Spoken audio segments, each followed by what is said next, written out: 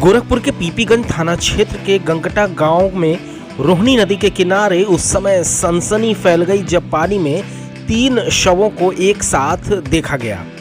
बताया जा रहा है कि पारिवारिक कलह से तंग आकर मां ने अपने 2 बच्चों के साथ अपनी जीवन लीला नदी में छलांग लगाकर खत्म कर डाली। रोजाना सुबह गांव के लोग नदी की तरफ जाते हैं। सोमवार की सुबह कुछ लोग गए तो देखा कि एक महिला और 2 बच्चों का शव पानी में पड़ा हुआ है। शोर मचाने पर काफी भीड़ जमा हो गई। किसी ने इसकी सूचना पुलिस को दी।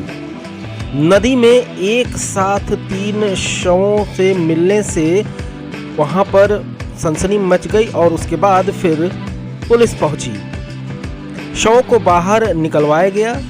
तब उसकी पहचान बगही भारी निवासी शैलेश की पत्नी माया, बेटी शिवानी और बेटी अर्पिता के रूप में हुई है।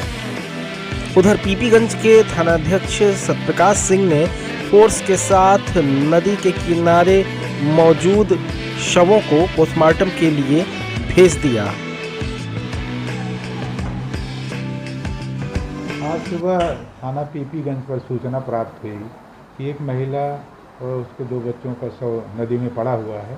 इस सूचना पर पीपीगंज पुलिस तत्काल मौके पर गई और वहां पर उसने देखा कि एक महिला जिसने 2 बच्चों को जो है एक साड़ी से अपने पीठ में बांध रखा था, उसका शव नदी में पाया गया। तत्काल पंचायतनामा कार्रवाई करके पोस्टमार्टम के लिए भेजा गया। शिनाख्त कराने पर पता चला उस महिला का नाम माया था और वो पीपीगंज की रहने वाली थी। एक दिन पहले उसका परिवार में कुछ घर वालों से विवाद हुआ था। उसी को बात को लेकर के वो घर से नाराज़ होकर के अपने बच्चों के साथ निकल गई थी। घर वाले तलाश कर रहे थे। अगले दिन सुबह आज उसकी लाश जो है नदी में पाई गई। परिजनों का कहना है कि उसने जो है लड़ाई झगड़े से क्षुब्ध होकर स्वयं नदी में आत्महत्या की है। पोस्टमार्टम कराया जा रहा है। जो भी तथ्य पाए जाएंगे उस पर आवश्यक कार्रवाई की जाएगी। परिजनों द्वारा एक तहरीर दी गई है जिसमें उनके द्वारा यही बताया गया है कि लड़ाई झगड़े से क्षुब्ध होकर इसके द्वारा स्वयं बच्चों के साथ आत्महत्या किया गया है, जिसकी छानबीन की जा रही है। सब 2 बच्चियाँ थी, क्या नाम था? कितनी उम्र?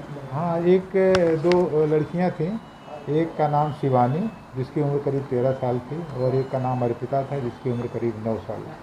इनके पति क्या करते थे? इसके पति बाहर काम करते थे, अहमदाबाद में वो काम करते थे और जब वो लड़ाई झगड़ा हुआ तो वो थे।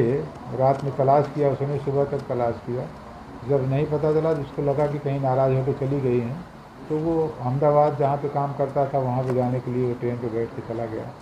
बाद में पता चला उसको तो फिर वो वापस आ रहा है। अभी आ रहा है रास्ते में? हाँ।